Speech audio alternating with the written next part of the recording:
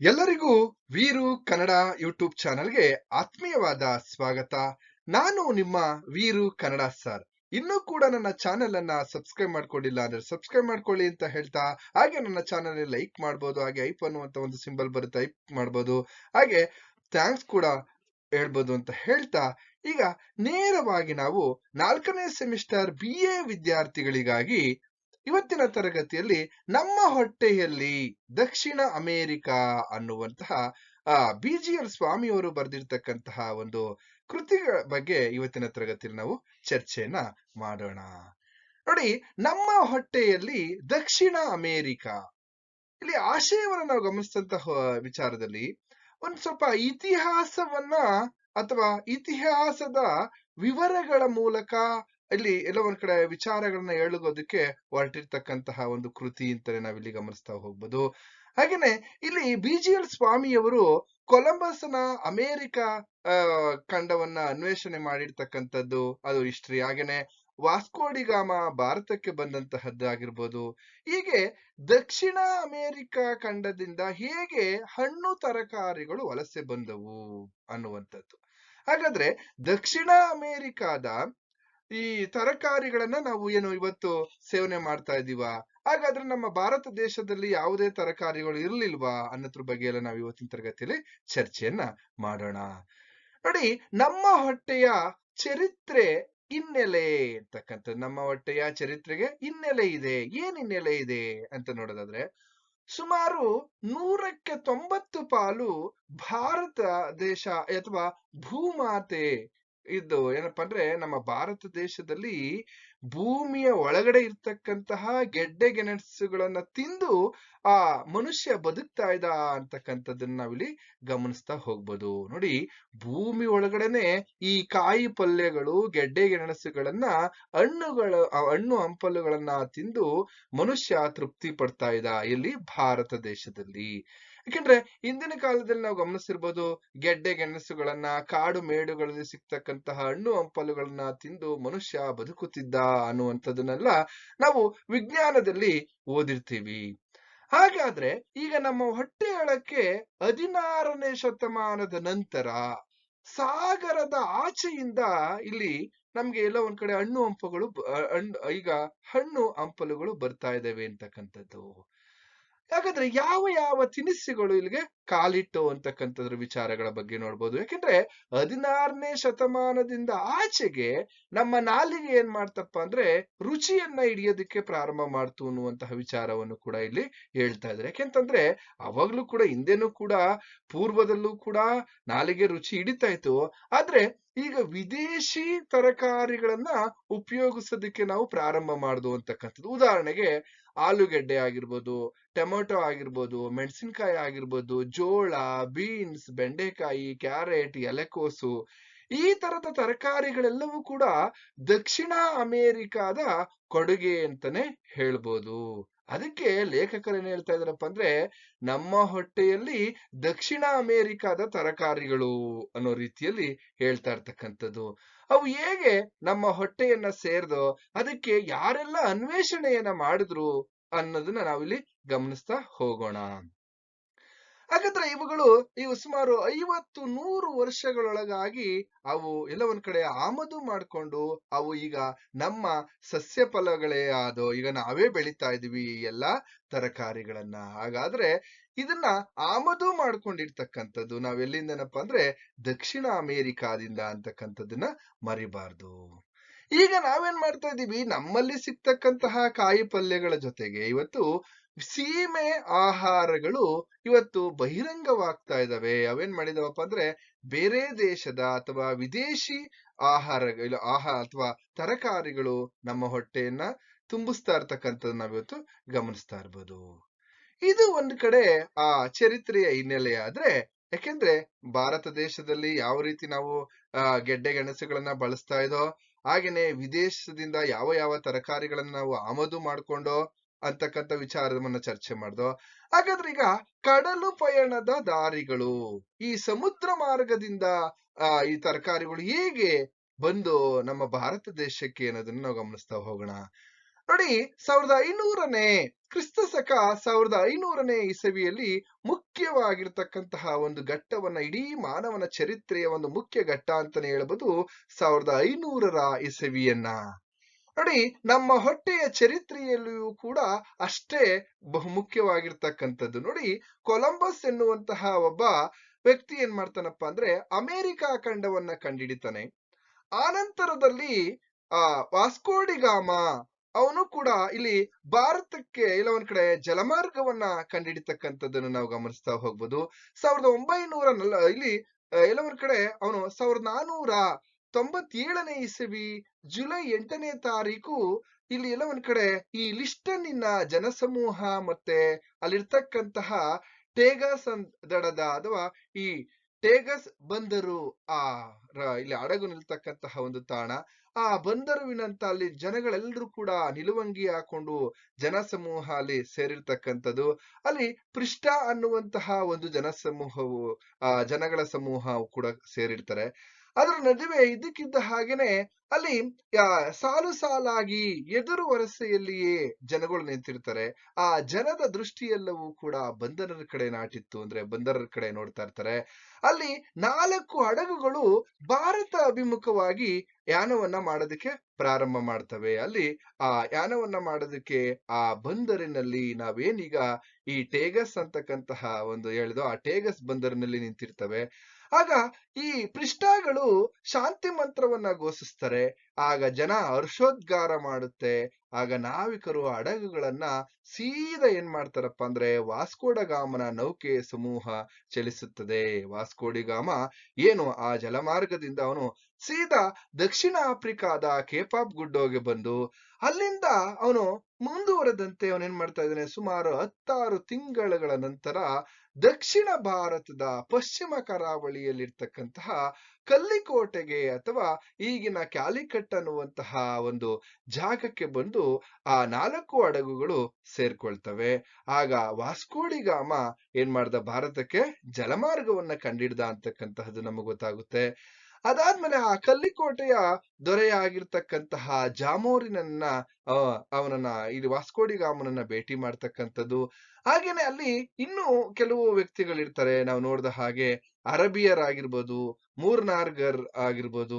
ಈ ಜನರೆಲ್ಲರೂ ಕೂಡ ಎಲ್ಲೋ ಒಂದ್ ಕಡೆ ವ್ಯಾಪಾರೋದ್ಯಮದ ನೆಲೆಯಾಗಿರ್ತಕ್ಕಂಥದ್ದು. ಆ ವೇಳೆಗಾಗಲೇ ಆ ಪಶ್ಚಿಮ ಕರಾವಳಿ ಈ ಅರಬಿಯರ ಒಂದು ವ್ಯಾಪಾರ ನೆಲೆಯಾಗಿರುತ್ತೆ. ಆ ಸಂದರ್ಭದಲ್ಲಿ ಅಲ್ಲಿ ಪೋರ್ಚುಗೀಸರ ಆಗಮನ ಕೂಡ ಆಗುತ್ತೆ. ಆ ಪೋರ್ಚುಗೀಸರನ್ನ ಇವರೆಲ್ಲ ಒಂದ್ ಕಡೆ ಅರಬಿಯರಾಗಿರ್ಬೋದು, ಮೂರ್ನಾಡಿಗರಾಗಿರ್ಬೋದು, ಪೋರ್ಚುಗೀಸರನ್ನ ಕಂಡ್ರೆ ಇವ್ರಿಗೆ ಆಗ್ತಾ ಇರೋದಿಲ್ಲ.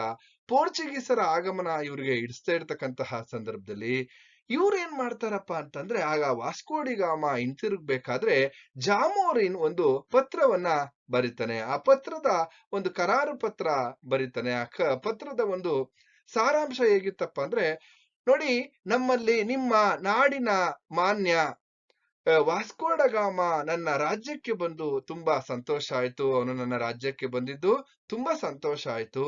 ಆದ್ರೆ ಜಾಮೋರಿನ್ ಇಲ್ಲಿ ಬರಿತಾ ಇರ್ತಕ್ಕಂತಹದ್ದು ಲೆಟರ್ನ, ಅಲ್ಲಿ ನನ್ನ ರಾಜ್ಯದಲ್ಲಿ ದಾಲ್ಚಿನ್ನಿ ಹಾಗೆ ಲವಂಗ, ಶುಂಠಿ, ಮೆಣಸು ಹಾಗೆ ಮಣಿಗಳಂದ್ರೆ ಸಾಂಬಾರ್ ಪದಾರ್ಥಗಳು ಹೇರಳವಾಗಿ ನನ್ನ ರಾಜ್ಯದಲ್ಲಿ ಇವೆ.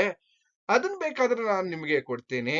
ನೋಡಿ, ಯಾವ ರೀತಿ ಆಮದು ಮತ್ತೆ ಈ ರಫ್ತು ವ್ಯವಹಾರಗಳು, ಕೊಡುವುದು ಮತ್ತೆ ಕೊಳ್ಳುವಂತಹ ಒಂದು ವಿನಿಮಯವನ್ನ ಮಾಡ್ಕೊಳ್ತಕ್ಕಂತಹ ಒಂದು ವ್ಯವಸ್ಥೆ ಹೇಗೆ ಪ್ರಾರಂಭ ಆಯ್ತು ಅಂತಕ್ಕಂಥದ್ದು ನಾವಿಲ್ಲಿ ಗಮನಿಸ್ತಾ ಹೋಗ್ಬೋದು.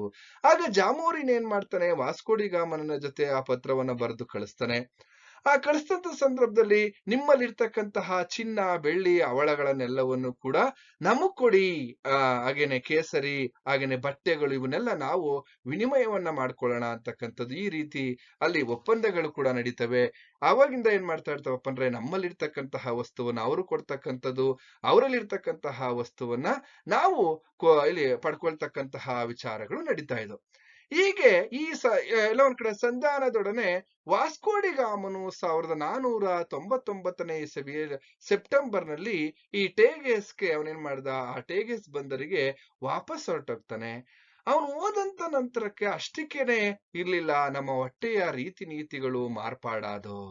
ಏನು ಇಲ್ಲಿ ಸಾಂಬಾರ್ ಪದಾರ್ಥಗಳಾಗಿರ್ಬೋದು, ಚಿನ್ನ, ಬೆಳ್ಳಿ, ಬಟ್ಟೆ, ಕೇಸರಿ ಬಗ್ಗೆ ಇಲ್ಲಿ ವ್ಯಾಪಾರ ವಿನಿಮಯ ನಡೀತಾ ಇದ್ರೆ, ಇಲ್ಲಿ ಇನ್ನೊಂದು ಕಡೆ ಈ ಪೋರ್ಚುಗೀಸರು ಇನ್ನೊಂದು ಹೆಜ್ಜೆ ಮುಂದೆ ನುಗ್ಗಿದ್ರು. ಏನು ಈ ಪೋರ್ಚುಗೀಸರು ಏನ್ ಮಾಡಿದ್ರಪ್ಪ ಅಂದ್ರೆ ಸಮುದ್ರಯಾನವನ್ನ ಮಾಡ್ತಾ ದಿಕ್ ತಪ್ಪೋಗ್ಬಿಡ್ತಾರೆ. ದಿಕ್ ತಪ್ಪೋಗಿ ಅವ್ರು ಏನ್ ಮಾಡ್ತಾರಪ್ಪ ಅಂದ್ರೆ ದಕ್ಷಿಣ ಅಮೆರಿಕಾದ ಕಡೆಗೆ ಹೊರಟೋಗ್ತಾರೆ. ದಕ್ಷಿಣ ಅಮೆರಿಕಾದ ಕಡೆಗೆ ಹೊರಟೋಗಿಯಾಗ ಅಲ್ಲಿ ದಕ್ಷಿಣ ಅಮೆರಿಕಾದ ಬ್ರೆಜಿಲ್ ಪೂರ್ವದ ತೀರವನ್ನ ತಲುಪ್ತಾರೆ. ಈ ಬ್ರೆಜಿಲ್ ಅಂತಕ್ಕಂತಹ ಒಂದು ಪೂರ್ವದ ತೀರವನ್ನ ತಲುಪ್ತಕ್ಕಂಥದ್ದು ಯಾರು? ಪೋರ್ಚುಗೀಸರು. ಈ ಪೋರ್ಚುಗೀಸರು ಸುಮ್ನೆ ಇರೋದಿಲ್ಲ.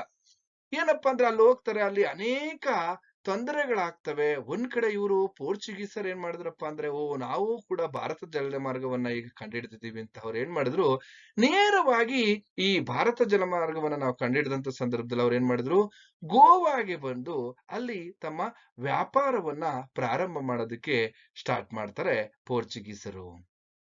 ಆಗ ಪೋರ್ಚುಗೀಸರು ಒಂದ್ ಕಡೆ ದಕ್ಷಿಣ ಭಾರತದಲ್ಲಿ ವಲಸೆ ಹೂಡಲು ಪ್ರಾರಂಭಿಸ್ತಾರೆ.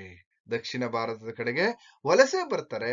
1500ರಲ್ಲಿ ಗೋವೆಯಲ್ಲಿ ಅವರು ಒಂದು ವ್ಯಾಪಾರ ಕೇಂದ್ರವನ್ನ ಸ್ಥಾಪನೆ ಮಾಡ್ತಾರೆ ಅಂತ ನಾವು ಅನ್ಕೊಳ್ಳೋಣ. ಅಲ್ಲಿ ಗೋವೆಯಲ್ಲಿ ಸ್ಥಾಪನೆ ಮಾಡಿ ಪೋರ್ಚುಗೀಸರು ಬಹಳ ಸ್ವಲ್ಪ ಕಾಲದಲ್ಲಿಯೇ ದಕ್ಷಿಣ ಆಫ್ರಿಕಾದ ತೀರ ಪ್ರದೇಶಗಳನ್ನ, ಕೆಲವು ಹಾಗೇನೆ ದಕ್ಷಿಣ ಭಾರತದ ಕರಾವಳಿ ಪ್ರದೇಶಗಳನ್ನ ಸ್ವಾಧೀನಪಡಿಸ್ಕೊಂಡ್ಬಿಡ್ತಾರೆ. ಅವ್ರೇನ್ ಮಾಡ್ತಾರಪ್ಪ ಅಂದ್ರೆ ಪೋರ್ಚುಗೀಸರು ಯಾವಾಗ ಗೋವಾದಲ್ಲಿ ವ್ಯಾಪಾರ ಕೇಂದ್ರವನ್ನ ಸ್ಥಾಪನೆ ಮಾಡ್ತಾರೆ, ಅಲ್ಲಿಂದ ಆ ದಕ್ಷಿಣ ಆಫ್ರಿಕಾ ಆಗಿರ್ಬೋದು, ಹಾಗೇನೆ ಭಾರತ ಕರಾವಳಿಯ ಕೆಲವು ಪ್ರದೇಶಗಳನ್ನ ಇವ್ರು ಏನ್ ಮಾಡಿದ್ರಪ್ಪ ಅಂದ್ರೆ ಒಂದ್ ಕಡೆ ಅವರು ವಶಪಡಿಸ್ಕೊಳ್ತಕ್ಕಂಥ ಕೆಲಸವನ್ನ ಮಾಡ್ತಾರೆ. ಯಾರು? ಪೋರ್ಚುಗೀಸರು. ಸರಿ, ಅಲ್ಲಿಂದ ಈ ಪೋರ್ಚುಗೀಸರು ಏನ್ ಮಾಡಿದ್ರಪ್ಪ ಅಂದ್ರೆ ಇಲ್ಲಿ ಎಲ್ಲ ಒಂದ್ ಕಡೆ ಲಿಪ್ಸನ್ ನಿಂದ ಬ್ರೆಜಿಲ್ಗೆ ಹೋಗಿ ಅಲ್ಲಿ ಆಹಾರಾದಿಗಳನ್ನ ಸಂಗ್ರಹ ಮಾಡ್ಕೊಂಡು, ಇವ್ರು ಸುಮ್ನೆ ಇರ್ಲಿಲ್ಲ. ಅಲ್ಲಿಂದ ಇಲ್ಲಿಗೆ, ಇಲ್ಲಿಂದ ಅಲ್ಲಿಗೆ ಹೋಗಿ ಅಲ್ಲಿರ್ತಕ್ಕಂಥ ಲಿಪ್ಸನ್ ನಿಂದ ಏನ್ ಮಾಡ್ತಾರಪ್ಪ ಅಂದ್ರೆ ಬ್ರೆಜಿಲ್ಗೆ ಹೋಗ್ತಾರೆ.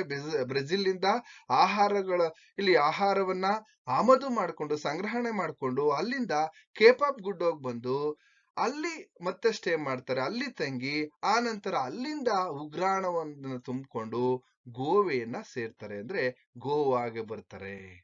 ಹೀಗೆ ಇವರ ಒಂದು ವ್ಯಾಪಾರ ಕೇಂದ್ರವನ್ನ ಗೋವಾವನ್ನಾಗಿ ಮಾಡ್ಕೊಂಡು ಅಲ್ಲಿಂದ ಇವರು ಮತ್ತೆ ಮುಂದೆ ಹೀಗೆ ಆಹಾರ ಪದಾರ್ಥಗಳ ವಿನಿಮಯವನ್ನ ಮಾಡ್ಕೊಳ್ತಾ ಸಾಂಸ್ಕೃತಿಕವಾಗಿರ್ತಕ್ಕಂಥ ಬಳಕೆಗಳನ್ನ, ಬೇಕಾಗಿರ್ತಕ್ಕಂಥ ವಸ್ತುಗಳಾಗಿರ್ಬೋದು, ಇವ್ರು ಏನ್ ಮಾಡಿದ್ರಪ್ಪ ಅಂದ್ರೆ ಎಲ್ಲೆಲ್ಲಿಂದ ಆಹಾರ ಪದಾರ್ಥಗಳನ್ನ ಇವ್ರು ಏನ್ ಮಾಡ್ತಾರಪ್ಪ ಅಂದ್ರೆ ವಿನಿಮಯ ಮಾಡ್ಕೊಳ್ತಾ ಇದ್ರು ಅಂತ ಅಂದ್ರೆ ಪೋರ್ಚುಗೀಸರು ಯುರೋಪ್ ರಾಷ್ಟ್ರಗಳಿಂದ, ದಕ್ಷಿಣ ಅಮೆರಿಕಾದಿಂದ, ಹಾಗೇನೆ ಆಫ್ರಿಕಾದಿಂದ, ಚೈನಾ, ಜಪಾನ್, ಪೆಸಿಫಿಕ್ ದ್ವೀಪಗಳು ಮುಂತಾದಂತಹ ಪೂರ್ವ ರಾಷ್ಟ್ರಗಳ ಇಂದ ಪ್ರಯತ್ನ ಪೂರ್ವಕವಾಗಿಯೋ ಅಥವಾ ಪ್ರಾಸಂಗಿಕವಾಗಿಯೋ ಅಲ್ಲಿಯ ಸರಕುಗಳು, ಭಾರತದ ಸರಕುಗಳು ಅಲ್ಲಿಗೂ ವಿನಿಮಯವಾದವು. ಇಂತಹ ಸರಕುಗಳಲ್ಲಿ ಸಸ್ಯಗಳು ಅಥವಾ ಸಸ್ಯೋತ್ಪನ್ನ ವಸ್ತುಗಳು ಕೂಡ ಸೇರಿದವು. ನೋಡಿ, ಈಗ ಭಾರತದ ಸರಕುಗಳು ಅಲ್ಲಿಗೆ, ಅಲ್ಲಿಯ ಸರಕುಗಳು ಭಾರತಕ್ಕೆ ವಿನಿಮಯವಾದವು. ನಾನು ಹಾಲೆ ಹೇಳ್ದ ಹಾಗೆ ಯುರೋಪ್ ರಾಷ್ಟ್ರಗಳಾಗಿರ್ಬೋದು, ದಕ್ಷಿಣ ಅಮೆರಿಕ ಆಗಿರ್ಬೋದು, ಹಾಗೇನೆ ಆಫ್ರಿಕಾ, ಚೈನಾ, ಜಪಾನ್, ಪೆಸಿಫಿಕ್ ದ್ವೀಪ ಎಲ್ಲಾ ಕಡೆಯಲ್ಲೂ ಇಲ್ಲಿ ವ್ಯಾಪಾರ ವಿನಿಮಯ ಅಂದ್ರೆ ಸರಕುಗಳನ್ನ ಕೊಡುವುದು ಮತ್ತೆ ಕೊಳ್ಳುವಂತಹ ಒಂದು ವ್ಯವಸ್ಥೆ ಬೆಳೀತಾ ಹೋಯ್ತು. ಹಾಗೆ ಅಮೆರಿಕ ಇವರನ್ನ ಎಲ್ಲ ಒಂದ್ ಕಡೆ ಯುರೋಪಿನಿಂದ ಭಾರತಕ್ಕೆ ಸಮುದ್ರ ಮಾರ್ಗವನ್ನ ಕಂಡುಹಿಡಿದ ಕೆಲವು ವರ್ಷಗಳಲ್ಲಿಯೇ ಇನ್ನೊಂದು ಹಠಾತ್ ಘಟನೆ ನಡೆಯುತ್ತೆ. ಅಲ್ಲಿ ಎಲ್ಲ ಒಂದ್ ಕಡೆ ಮೆಗಲನ್ ಎಂಬ ಆತ ಸಮುದ್ರ ಮಾರ್ಗದಿಂದ ಇಡೀ ಭೂಮಿಯನ್ನ ಸುತ್ತುವರೆದು ಬರ್ತಾನೆ. ಬಂದು ಅವನು ಪೆಸಿಫಿಕ್ ದ್ವೀಪಗಳ ಕಡೆಗೆ ಕೆಲವೊಂದು ದ್ವೀಪಗಳ ಕಡೆಗೆ ಹೋಗ್ತಾನೆ. ಇಲ್ಲೂ ಕೂಡ ಕೆಲವೊಂದು ವಸ್ತುಗಳಿವೆ ಅಂತಕ್ಕಂಥದ್ದು.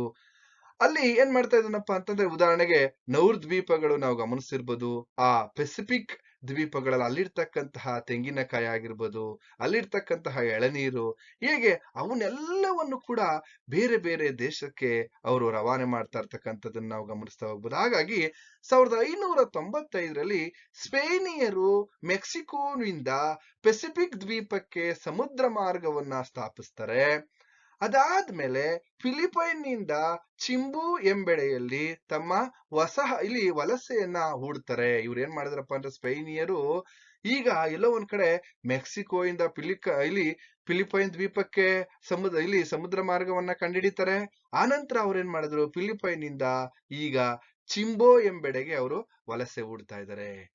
ಹಾಗಾಗಿ ಸುಮಾರು 50 ವರ್ಷಗಳ ಹಿಂದೆಯೇ ಪೋರ್ಚುಗೀಸರು ಫಿಲಿಪೈನ್ ದ್ವೀಪಗಳಿಗೆ ದಕ್ಷಿಣದಲ್ಲಿರ್ತಕ್ಕಂತಹ ಇಲ್ಲಿ ಮಲ್ಯುಕಾದಲ್ಲಿ ವಲಸೆ ಬಿಟ್ರು. ಅವ್ರು ಆಲ್ರೆಡಿ 50 ವರ್ಷದಿಂದ ಮುಂಚಿತವಾಗಿ ಪೋರ್ಚುಗೀಸರು ಅಲ್ಲಿದ್ದಾರೆ. ಅಲ್ಲಿಂದ ಏನ್ ಮಾಡಿದ್ರು ಪೋರ್ಚುಗೀಸರು ಫಿಲಿಪೈನ್ ನೊಂದಿಗೆ ವ್ಯಾಪಾರ ಸಂಬಂಧವನ್ನ ಬೆಳೆಸಿದ್ರು. ಈಗ ಫಿಲಿಪೈನ್ ಜನ ಏನಿದ್ದಾರೆ ಇವ್ರ ಜೊತೆ ವ್ಯಾಪಾರ ಸಂಪರ್ಕವನ್ನ ಇಟ್ಕೊಂಡ್ರು. ಅಲ್ಲಿಂದ ಏನ್ ಮಾಡಿದ್ರಪ್ಪ ಅಂದ್ರೆ ಇವರು ದಕ್ಷಿಣ ಅಮೆರಿಕ, ಮೆಕ್ಸಿಕೋಗಳಿಂದ ಸಸ್ಯೋತ್ಪನ್ನ ಮತ್ತೆ ಸಾಮಗ್ರಿಗಳನ್ನ ತೆಗೆದುಕೊಂಡು ಫಿಲಿಪೈನ್ಗೆ ಬಂದು ಅಲ್ಲಿಂದ ಮತ್ತೆ ಪೋರ್ಚುಗೀಸರ ಕೈಗೆ ಸೇರುತ್ತೆ. ಅವನ್ನ ತೆಗೆದುಕೊಂಡು ಭಾರತಕ್ಕೆ ಪೋರ್ಚುಗೀಸರು ಬರ್ತಾರೆ. ಹೀಗೆ ಬೇರೆ ಬೇರೆ ದೇಶಗಳಿಂದ ಈ ಆಹಾರ ಉತ್ಪನ್ನಗಳು ನಮ್ಮ ಭಾರತಕ್ಕೆ ಬಂದು ಅಂತಕ್ಕಂಥದ್ದು. ನಮ್ಮಲ್ಲಿರ್ತಕ್ಕಂಥ ಆಹಾರೋತ್ಪನ್ನಗಳು ಏನು ಮಸಾಲ ಪದಾರ್ಥಗಳಿದ್ದೋ ಅವನ್ನ ನಾವು ಬೇರೆ ದೇಶಗಳಿಗೆ ಕೊಟ್ಟು ಆ ದೇಶಗಳು ಅವರಲ್ಲಿರ್ತಕ್ಕಂತಹ ಸಸ್ಯ ಸಂಪತ್ತನ್ನ ಅಥವಾ ಸಸ್ಯ ರೂಪದ ಇಲ್ಲಿ ಕೆಲವೊಂದ್ ಕಡೆ ಉತ್ಪನ್ನಗಳನ್ನ ನಮಗ್ ಕೊಟ್ರು ಅಂತಕ್ಕಂಥದ್ದು. ಹೀಗೆ ಒಂದು ನೂತನ ಖಂಡದ ಕಡೆಗೆ ಬೆಳೆಗಳು ಪ್ರಾಚೀನ ಖಂಡವಾಗಿ ಸಾಗಿದಂತಹ ಒಂದು ಸಂದರ್ಭವನ್ನು ನಾವಿಲ್ಲಿ ಗಮನಿಸ್ತಾ ಹೋಗ್ಬೋದು. ಹಾಗಾಗಿ ಪ್ರಾಚೀನ ಪ್ರದೇಶಗಳಲ್ಲಿ ಬೆಳೆಗಳು ನೂತನ ಖಂಡಕ್ಕೆ ಆಗಮಿಸುವ ಸಂದರ್ಭಗಳು ಏರ್ಪಟ್ಟು ಹೊಸ ಸ್ಥಳಗಳು ಪ್ರಾರಂಭ ಆದಂತೆ ಅಲ್ಲಿಂದಿರ್ತಕ್ಕಂತಹ ಸಸ್ಯಗಳು, ಆಹಾರ ಪದಾರ್ಥಗಳು ಎಲ್ಲವೂ ವಿನಿಮಯವಾಗ್ತಾ ಇದೋ. ಹಾಗಾಗಿ 16ನೇ ಶತಮಾನದಿಂದ ಈಚೆಗೆ ಮುಖ್ಯವಾಗಿ ನಾವು ಜ್ಞಾಪಕದಲ್ಲಿಟ್ಕೋಬೇಕು, ಈ ರೀತಿಯಾದಂತಹ ವಿನಿಮಯದಲ್ಲಿ ಪಾಲುಗೊಂಡವರು ಪೋರ್ಚುಗೀಸರು ಮತ್ತು ಸ್ಪೇನರು. ಹಾಗೇನೆ ಫಿಲಿಪೈನ್ ಮತ್ತೆ ಈ ಪಾಲಿನೇಷಿಯಾಗಳು ಮಧ್ಯ ಅಮೆರಿಕಾ ಖಂಡಕ್ಕೂ ವಾಣಿಜ್ಯ ವಿನಿಮಯವನ್ನ ಏರ್ಪಡಿಸಿದವರು ಯಾರಪ್ಪ ಅಂತಂದ್ರೆ ಈ ಸ್ಪೇನಿಯರು ಅಂತಕ್ಕಂಥದ್ದು. ಹಾಗೇನೆ ಭಾರತಕ್ಕೂ ದಕ್ಷಿಣ ಅಮೆರಿಕಾ ಖಂಡಕ್ಕೂ ಈ ಒಂದು ಸಂಬಂಧವನ್ನ ಅಥವಾ ವ್ಯಾಪಾರ ವಿನಿಮಯವನ್ನ ಇಲ್ಲಿ ಎಲ್ಲೊಂದ್ ಕಡೆ ಕಲ್ಪಿಸ್ತವ್ರು ಯಾರಪ್ಪ ಅಂತಂದ್ರೆ ಪೋರ್ಚುಗೀಸರ ಪಾತ್ರ ದೊಡ್ಡದಾಗಿದೆ ಅಂತಕ್ಕಂಥದ್ದು. ಯಾಕೆಂದ್ರೆ ದಕ್ಷಿಣ ಅಮೆರಿಕಕ್ಕೂ ಭಾರತಕ್ಕೂ ಒಂದು ವ್ಯಾಪಾರ ವಿನಿಮಯವನ್ನ ಇಲ್ಲಿ ಕಲ್ಪಿಸ್ಕೊಟ್ಟಾರೆ ಯಾರಪ್ಪ ಅಂದ್ರೆ ಪೋರ್ಚುಗೀಸರು ಅನ್ನೋದನ್ನ ನಾವು ಮರಿಬಾರ್ದು. ಹಾಗಾದ್ರೆ ಪೋರ್ಚುಗೀಸರಿಂದನೇ ಇಲ್ಲಿ ಎಲ್ಲೋ ಒಂದ್ ಕಡೆ ನಮ್ಮ ಹೊಟ್ಟೆಯಲ್ಲಿ ದಕ್ಷಿಣ ಅಮೆರಿಕಾದ ಈ ಸಸ್ಯೋತ್ಪನ್ನಗಳು ಸೇರ್ಕೊಂಡಿದ್ದೇವೆ ಅಂತಕ್ಕಂಥದ್ದು ಅಥವಾ ತರಕಾರಿಗಳು ಸೇರ್ಕೊಂಡಿರ್ತವೆ ಅಂತಕ್ಕಂಥದ್ದು ನಾವು ನೋಡ್ಬೋದು, ಇಲ್ಲಿ ನಾವು ನೇರವಾಗಿ ಗಮನಿಸ್ಬೋದು. ಹಾಗಾಗಿ ಅದರಿಂದ ಪೋರ್ಚುಗೀಸರು ಏನ್ ಮಾಡಿದ್ರಪ್ಪ ಅಂದ್ರೆ ಭಾರತಕ್ಕೂ ಹಾಗೇನೆ ಪಶ್ಚಿಮ ಕರಾವಳಿಯ ಪ್ರದೇಶಕ್ಕೂ ಯಾವಾಗಲೂ ಕೂಡ ಪೋರ್ಚುಗೀಸರು ಬರ್ತಾ ಇದ್ರು, ಹೋಗ್ತಾ ಇದ್ರು. ಹೀಗೆ 16-17ನೇ ಶತಮಾನಕ್ಕೆ ಒಂದ್ ರೀತಿಲಿ ವೈಭವದ ಕಾಲ ಅಂತಾನೆ ನಾವು ಗಮನಿಸ್ತಾ ಹೋಗ್ಬೋದು. ಯಾಕೆಂದ್ರೆ ಪೋರ್ಚುಗೀಸರು ಗೋವೆಯನ್ನ ಭಾರತದ ಆಧಿಪತ್ಯದ ಕೇಂದ್ರವಾಗಿಟ್ಕೊಂಡ್ರು. ಯಾಕೆಂದ್ರೆ ತನ್ನ ಇಲ್ಲಿ ವ್ಯಾಪಾರ ಕೇಂದ್ರವಾಗಿಟ್ಕೊಂಡ್ರು. ಹಾಗೇನೆ ಇನ್ನೊಂದ್ ಕಡೆ ಒಂದು ಆಧಿಪತ್ಯ ಕೇಂದ್ರವನ್ನಾಗಿ ಮಾಡ್ಕೊಂಡ್ಬಿಟ್ರು, ಒಂದು ವಾಣಿಜ್ಯ ಕೇಂದ್ರವನ್ನಾಗಿ ಗೋವಾವನ್ನ ಮಾಡ್ಕೊಂಡಂತವ್ರು ಯಾರಪ್ಪ ಅಂದ್ರೆ ಪೋರ್ಚುಗೀಸರು. ಹೀಗೆ ಸುಮಾರು 400 ವರ್ಷಗಳ ಕಾಲ ಪೋರ್ಚುಗೀಸರು ವ್ಯವಹಾರ ಸಂಬಂಧ ನಮ್ಮ ಸಾಗುವಳಿಯ ಬೆಳೆಗಳನ್ನ ಮಾರ್ಪಡಿಸಿದ್ದಲ್ಲದೆ, ನಮ್ಮ ಹೊಟ್ಟೆಯ ದಿನಚರಿಯನ್ನ ಮಾರ್ಪಡಿಸಿದ್ದಲ್ಲದೆ, ನಮ್ಮ ಸಂಸ್ಕೃತಿಯ ಮೇಲೂ ಕೂಡ ತಕ್ಕ ಮಟ್ಟಿಗೆ ಪ್ರಭಾವವನ್ನ ಬೀರಿದರು ಅಂತಕ್ಕಂಥದನ್ನ ನಾವಿಲ್ಲಿ ಗಮನಿಸ್ತಾ ಹೋಗ್ಬೋದು. ಹಾಗಾದ್ರೆ ಭಾರತ ದೇಶದಲ್ಲಿ ಮೊದಲು ನಾವು ಯಾವ ವಸ್ತುಗಳನ್ನ ಆಹಾರ ಪದಾರ್ಥವನ್ನಾಗಿ ಬಳಸ್ತಾ ಇದ್ದೋ, ಹಾಗೇನೆ ಇವತ್ತಿನ ಸಂದರ್ಭದಲ್ಲಿ ಅಥವಾ 16ನೇ ಶತಮಾನದ ಆಚೆಗೆ ನಾವು ಯಾವ ರೀತಿ ಸಸ್ಯೋತ್ಪನ್ನಗಳ ಮೂಲಕ ತರಕಾರಿಗಳನ್ನ ಅಥವಾ ಹಣ್ಣು ತರಕಾರಿಗಳು ಭಾರತಕ್ಕೆ ವಲಸೆ ಬಂದವು ಅಂತಕ್ಕಂಥದ್ದನ್ನ ಈ ತರಗತಿಯಲ್ಲಿ ನಾನು ತಿಳಿಸಿದ್ದೇನೆ. ಎಲ್ಲರಿಗೂ ಶುಭವಾಗ್ಲಿ.